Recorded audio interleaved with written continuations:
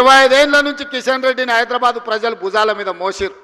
ఆయన మాత్రం Musi river development front వద్దు, ఎందుకంటే హైదరాబాద్ నగరంలో మూసీ అభివృద్ధి అయితే మోడీ కంటే మంచి పేరు తెలంగాణకు వస్తుంది కాబట్టి మేము కాళ్ళలో కట్టె పెడతాం, మూసీని కట్టనీయం, అట్లట్ల కడతాం, మూసీలో పోయి పండుకుంటాం అంటుండు.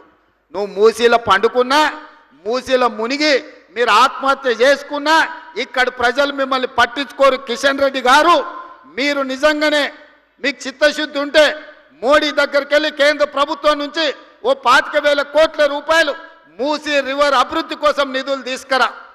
అక్కడ పేదోళ్ళ కోసం ముసలి కన్నీరు గారుస్తున్నావు కదా, ప్రధానమంత్రి ఆవాస్ యోజన కింద భూమి నేను ఇస్తా, ఓ 10,000 కోట్ల రూపాయలు తీసుకురా, అద్భుతంగా పేదోళ్ళందరికీ. నేను యూట్యూబ్ నుండి నెలకి 20 లక్షలు సంపాదిస్తున్నా.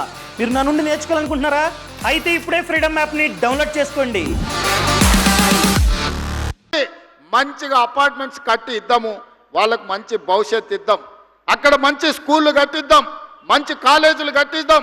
అవసరమైతే మూసీ నది ఒడ్డున ఉన్న వాళ్లకు, మూసీలో మురికిలో ఇబ్బంది పడుతున్న వాళ్లకు ఎంత భూమి అయినా రాష్ట్ర ప్రభుత్వం నుంచి నేను, మా ఉప ముఖ్యమంత్రి, మా ఇన్ఛార్జ్ మినిస్టర్ శ్రీధర్ బాబు గారు ఎంత భూమి కావాలన్నా ప్రభుత్వం నుంచి మేము కేటాయిస్తాము.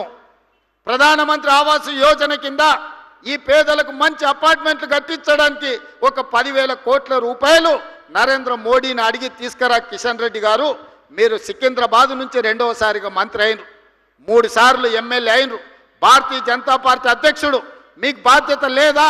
మోడీ దగ్గర ప్రతి సంవత్సరం 40,000 కోట్ల రూపాయల బడ్జెట్ ఉంది. మోడీ గారు గుజరాత్కు బుల్లెట్ ట్రైన్ తీసుకెళ్తాడు, మోడీ గారు గుజరాత్కి సబర్మతి రివర్ ఫ్రంట్ కట్టుకుంటాడు, మోడీ